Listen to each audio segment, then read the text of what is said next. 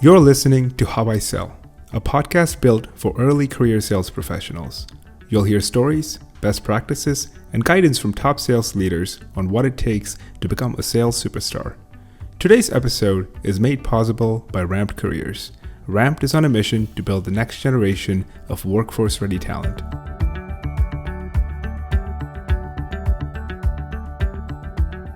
Thanks everyone for joining us today. We have Lee Rozins. Lee is the VP of Sales at Cheetah, where he has scaled revenue 10x in 3 years.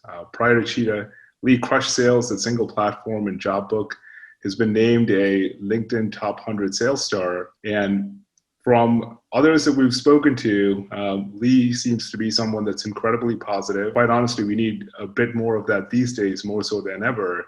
Thank you, Lee, for joining us today. Thank you. How can I not be excited after that intro? Lee, for those that don't know you well, who is Lee Rozins? Who is Lee Rozins? I could give so many fun answers to that one, but to not talk about myself in the third person anymore, I'm currently the VP of Sales at Cheetah, and Cheetah is one of the fastest growing, SMB supply e-commerce platforms for restaurants and small businesses. And I've been with the company for about 3 years. But prior to Cheetah, if you want to get to know who I really am, I'm a sports fanatic. I'm incredibly competitive, probably at times too competitive, even when I'm playing spike ball on the beach. Just ask my wife and my family. And then taking you back to my childhood, I'm that kid that just wants to constantly be moving, just going. I can never sit still. I'm very impatient. I want to be on the next task, doing the next thing before I've already finished the first one. And I'm always moving a million miles an hour, sometimes to my own fault. But for the most time, I like to think that I try and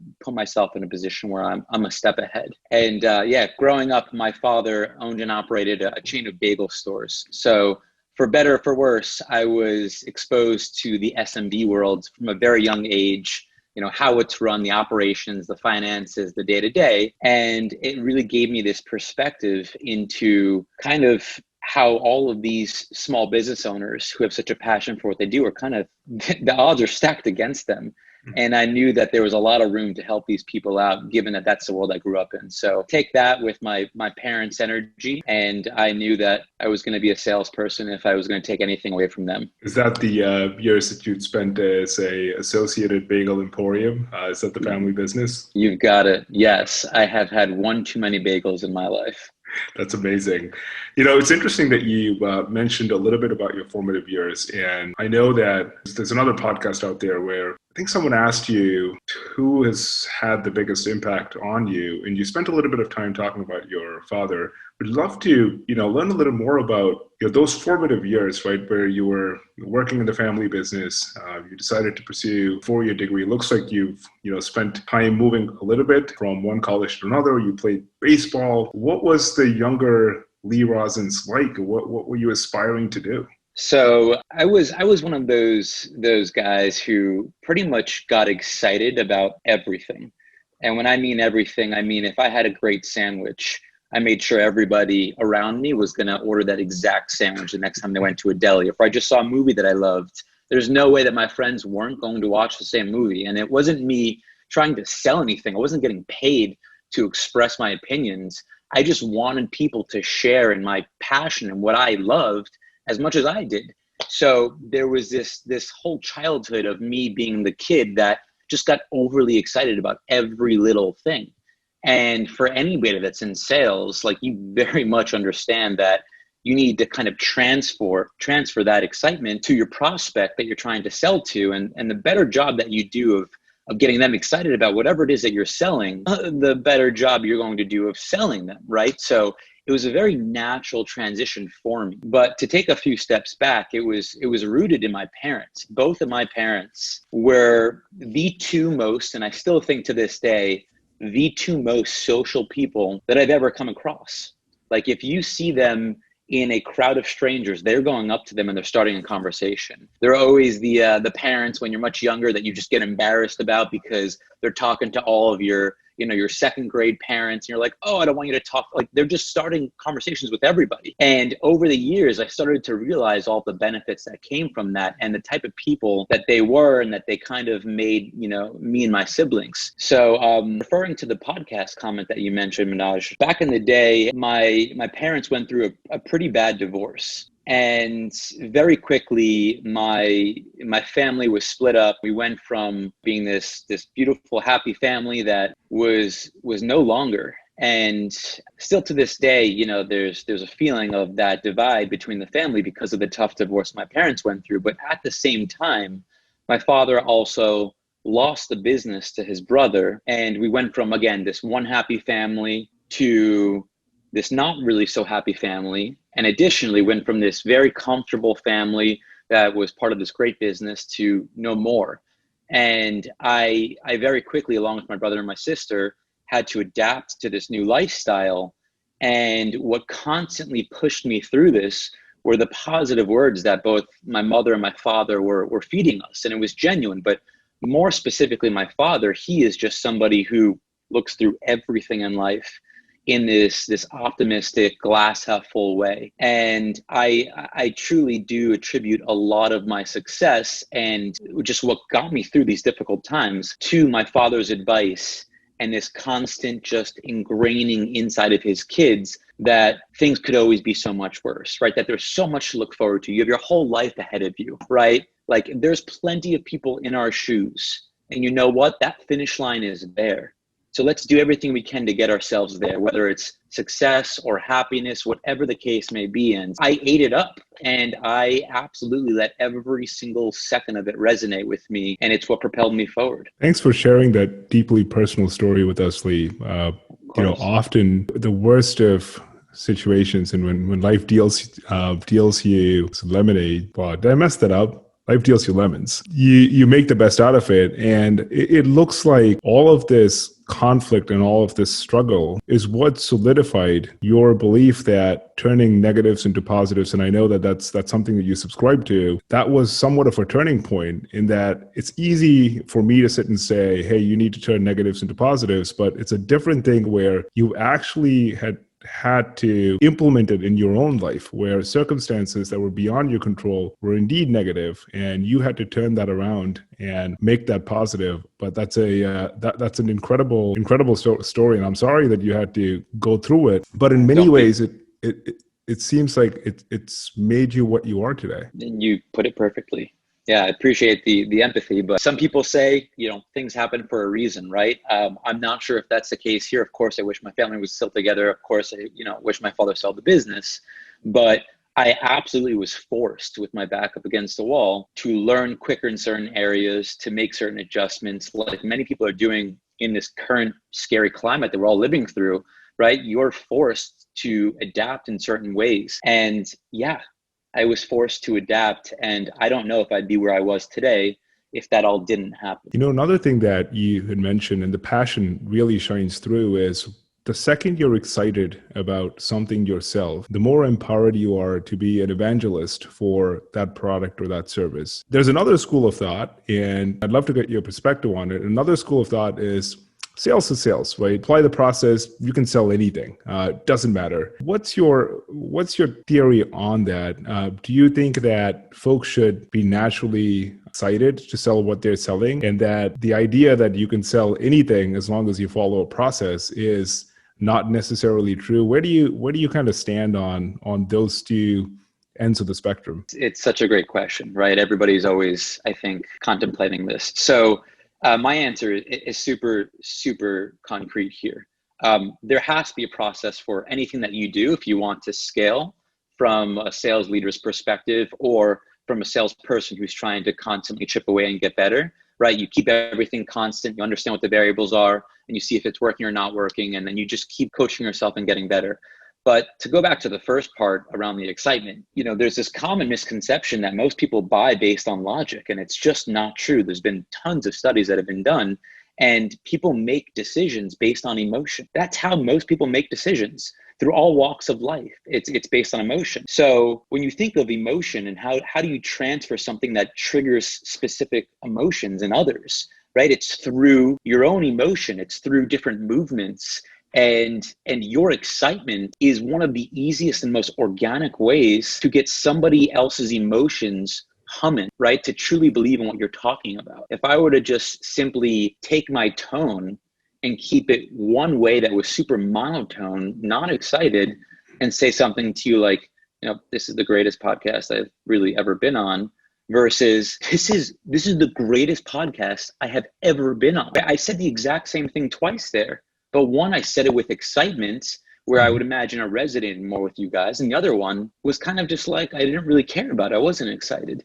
So you have to have a process, but anybody in sales who thinks that excitement doesn't really help them get to the finish line clearly knows better.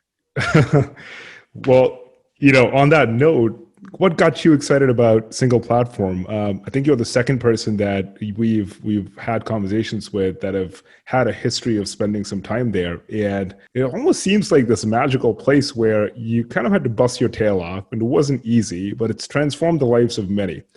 There's a multitude of folks that have kind of come out of the single platform, how do I call it, class, that are now senior sales leaders at a variety of organizations. They share a lot in common in terms of being open, being transparent, being self-aware, and also crushing it at their new role. What roped you into single platform, and why did you stick around for as long as you did? Love it. I love talking about single platform. Single platform is the home that I was at for 5 years, where I truly learned the ABCs of how to sell and what an incredible culture actually looks like. And yeah, you're right.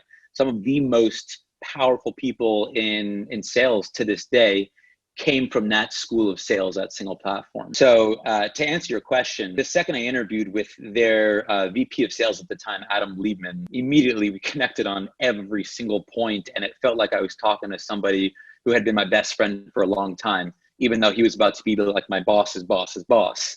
But I honestly felt that was the person that I wanted to be in 5 years. And I was telling myself, I'm going to reverse engineer and take every single step that I need to take in order to be in that guy's shoes one day. I just wanted it so bad. And then when you start at this company and you start to see that all of these sales gurus who have pretty much created a playbook that is so scalable, that has a foundation that you can apply to any type of sale, regardless of how transactional or consultative it is. And you can shorten the time that you close it, right? It's all straight line persuasion. You understand how to influence and persuade at the highest level. Like, you learn all of this in such a well thought out training class. They take coaching so seriously there.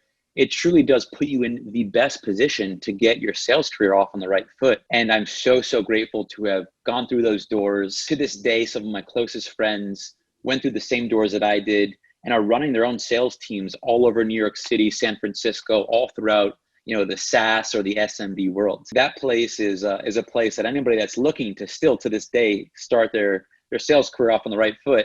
I'm not getting paid to say this, like, go look at single platform. Anybody else that works there currently or has come out of that door, I'm sure that we could relate on a ton of my perspectives when it comes to selling. And it sounds like a lot of the sales chops that you had built over time originated out of the training that you had access to a single platform. And that's great. And I think it's a wonderful platform, wonderful opportunity. Anything that you learned in the process that you kind of did wrong, did you mess up at all? Or was it structured enough that you had to show up, put in a lot of work, and then just trust the process and trust the results? Any stories where, as an early career sales professional, you go in and you're like, oh God, I messed that up so bad? Everybody messes up. Regardless if you were the greatest on this planet and anything that you do, everybody messes up. And part of my mess up was getting in my head that I was the greatest right away. And I'll tell you about the story. So basically at single platform, in your first, full month on the phones, you're not supposed to be the best. Like in any sale that you do, right? You need to build in all these new habits. You've got a lot of chipping away to do.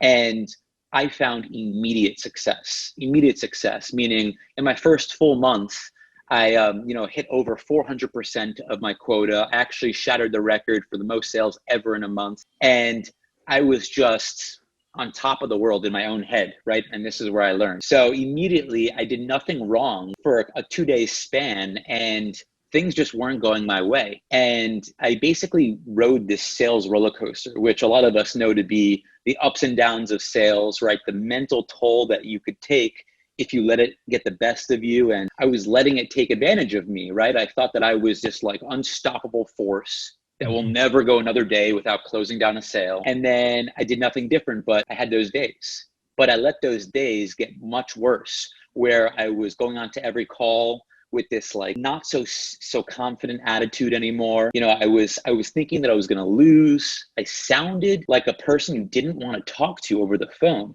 And it was all direct result of this roller coaster. So yeah, the biggest mess up that I had, and fortunately I identified it right away, because one of these other sales leaders, his name is Matt Bress, he pulled me aside and told me that I was doing this. I identified it, and I immediately to this day told myself I was never going to do it, because the direction that I was given was, if I ever want to go from being a great to one of the best of all time, you have to immediately eliminate that from your game, because you will fail over and over and over again, right? In baseball, the best player in the world, Mike Trout, he fails 7 out of 10 times, and he's the best in the world. In sales, we all know you fail a lot more than that. And I wasn't ready for that right away, even though I played baseball, but I had to set the right expectations, and immediately it was a game changer for me, or else I would have gone down a really bad path. Thanks for sharing that with us. I think a lot of early career sales professionals, SDRs, graduate out of college, they're super hungry, and achievement motivation matters, right? Closing, setting, booking meetings, closing deals is what's going to inspire you to do a lot more of it. And yet, to your point, you could be doing all the right things and hitting your activity metrics and crushing everything that you need to do and still not see results. I think it's important to understand, again, that careers are long and that there may be days, weeks, and months where things don't go according to how you planned, but holding on to it and kind of writing it out seems to be the path to success. So anyone that's listening to it, if you're an SDR and you're having a crappy month, we do too, to this date. We have crappy months. Sometimes we have a crappy quarter, and we look at ourselves and like, what the hell are we doing wrong? But I think to your point, it's that persistence, not losing momentum. So thanks for sharing that, Danny. I know you had some questions for Lee on single platform and kind of rising up the ranks. Yeah, and we've had some other folks on, like Manoj said, with single platform, and it does just sound like that legendary place, like the single platform mafia, akin to the PayPal mafia of just complete rock stars coming up. And we've seen it, right? You can go on LinkedIn and just check single platform and see all the sales leaders that have come up through there. My question though, it looks like you rose through the ranks relatively quickly, even though maybe you had some down days in the beginning. What was that like, transitioning from IC to junior sales manager to senior sales manager? Talk me through that transition period where you're in control of your own destiny to potentially not in control of your own destiny. Yeah, it's a good way to put it, Danny. So just to touch on single platform again, right? Because I appreciate the single platform compliments, even though I'm not the founder. It was a place where you knew if you made it there, you could make it anywhere. You had the top talent, only the top talent, and the most coachable and the most gritty and the hardest working people could make it there, right? So if you made it past 3 months, past 6 months, past a year, if you rose in the ranks, you were doing everything right. You were firing on all cylinders. And obviously that sounded like a huge pat myself on the back, but it really just goes to show you that anybody in there who listened to the leaders, they were going to do everything they could to put you in a position, again, to be successful in your sales career, not just at single platform. So from my perspective, again, when I started at single platform, I knew that my goal was not to just be an individual contributor. When I played baseball, I was a captain of my teams, and I always knew that I was not going to play in the pros. It was a very tough day when I realized that, but it came at a very young age, right? And when I realized that, I had to think, like, what am I good at? And I genuinely thought that I was good at bringing the best out in others, right? I knew I had a positive impact on people, and I created this camaraderie. I fostered this environment where people wanted to be the best version of themselves. So that became very evident to my leaders when I was an individual contributor at single platform. Of course, it helped that I was, performing really, really well. So the second that they needed somebody to step up and start running their own team, it sounded like I was an obvious choice to them. And I'm very happy that I was, because that was exactly what I wanted, to not so much be an individual contributor, but to truly inspire others to be the best versions of themselves. So kind of going from, junior sales manager to, the next few ranks, It was just an incredible learning process the entire time, right? We have only a finite number of days on this planet. So in any role that you're in, you've got to try and find a way to continuously, feed this thing up here. And I was getting fed nonstop, right? Whether it was change management, whether it was understanding how to bring B players up to A players, to keep A players happy and motivated and not going anywhere else. Like, there were a lot of different things that I was taught. And to this day, I'm still learning a ton in my current role, running the actual sales team at Cheetah. But again, nothing possible without what I learned at Single Platform. Yeah, thank you. Thanks for that. And I want to bring up Cheetah in a second, because it looks like you're on the same path, a long, illustrious career at another stop along the way.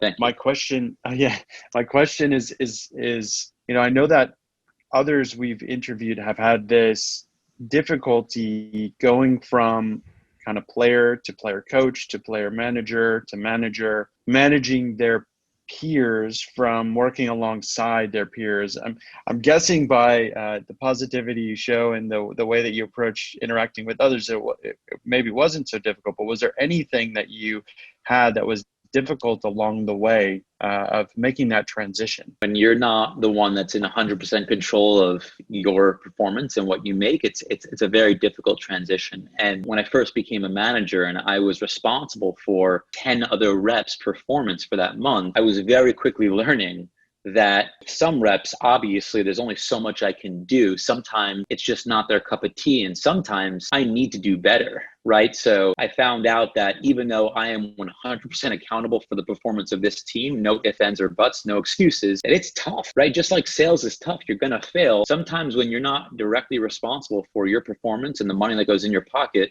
it's a tough wake-up call when you've got some really great people who work really hard, but it's just not for them, right? Or it's for them, but they're going to need a lot of work, right? And you might have to feel the burden until they get there. Makes sense. It's a reality for really anybody, right? That's not focused on any type of sale or single platform. Any sales manager or leader can relate to something like that. But at the end of the day, just to give my little exclamation point to that point, I do think it is 10 times more satisfying and fulfilling when you do kind of get to that finish line with others than yourself. I would agree with you there. Same transition early in my career, and the gratification you get out of watching either a B player turn into an A, or somebody who's just down in the dumps struggling get to hit their quota or some percent enough of their quota. It just doesn't compare. It's a more full feeling than closing that big deal on your own. Not that isn't amazing. Like that is amazing, and we'll always have that. But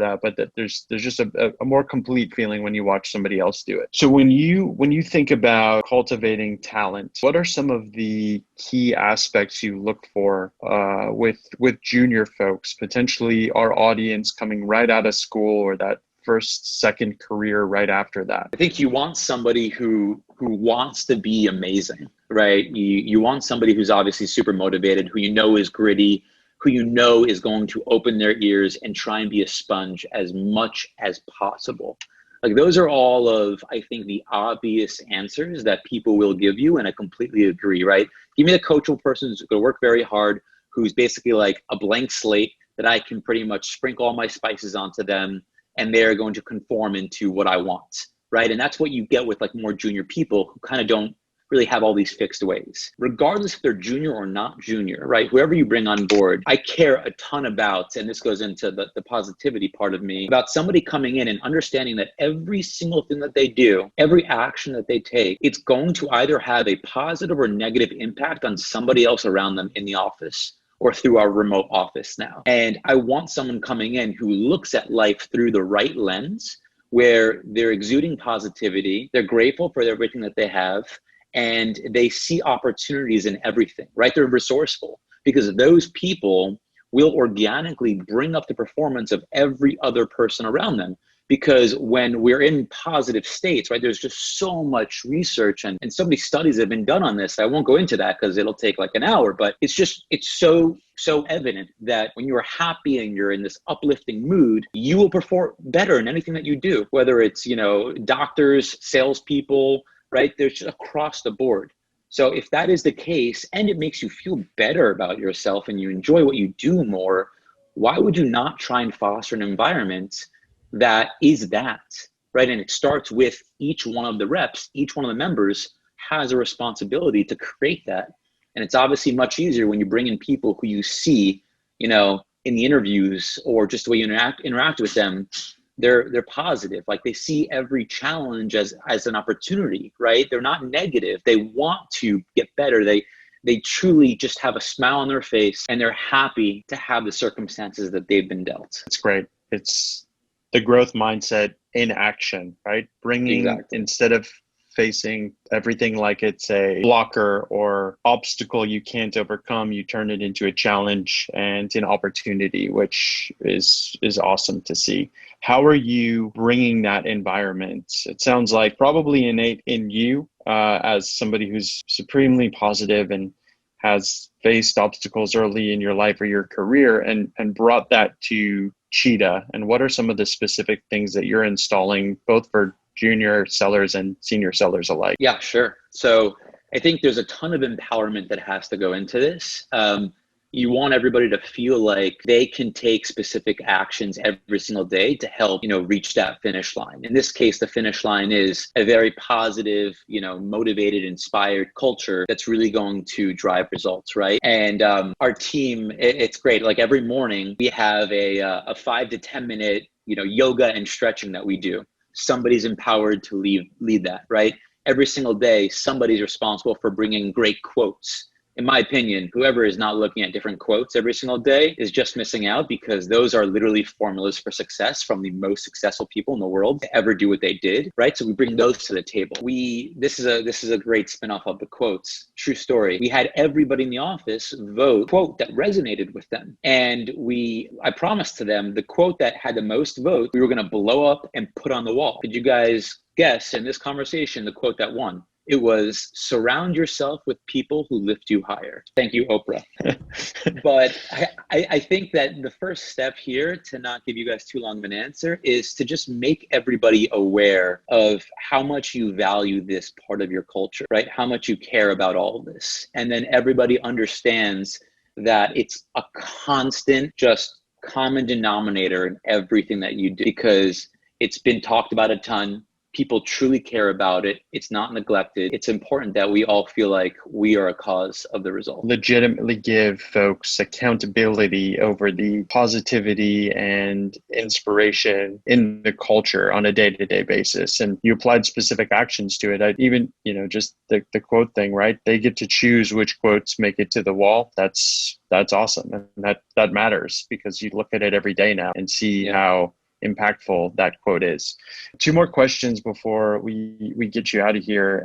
So the first is, what advice do you have, the plethora of information and experiences that you've had both as an IC and now a manager and a VP, for early stage sales professionals, the BDRs, SDRs, ADRs of the world that are just about to take that leap into sales? It would be, if you don't find a way, somebody else. I don't mean that to come off harsh, but you know, there's almost 8 billion people on this planet. And regardless of whatever chapter you're in your sales career, right? There's a lot of people that are in your shoes. It's just the reality, right?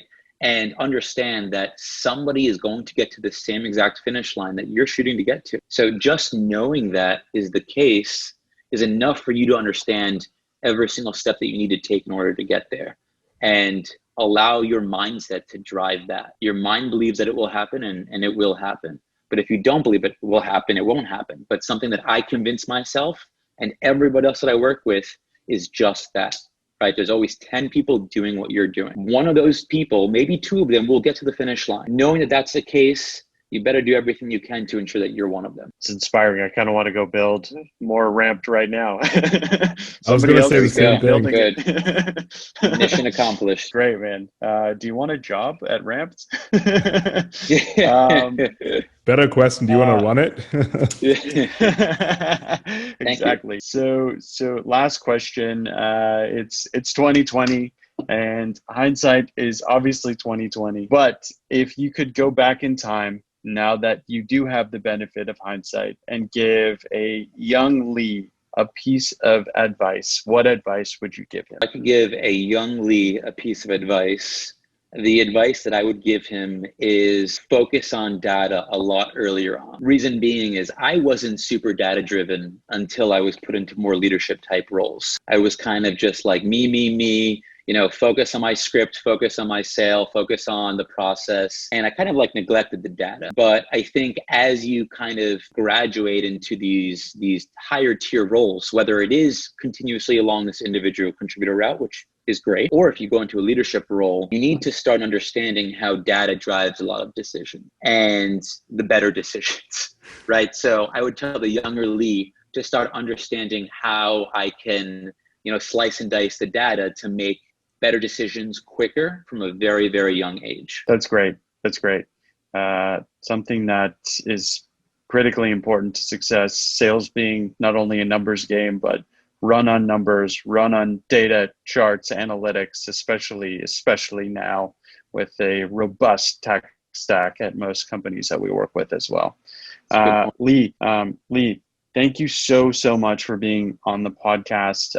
From all of us here at Revved, it's been inspirational talking to somebody as motivated, as competitive, as driven, and as positive as you are.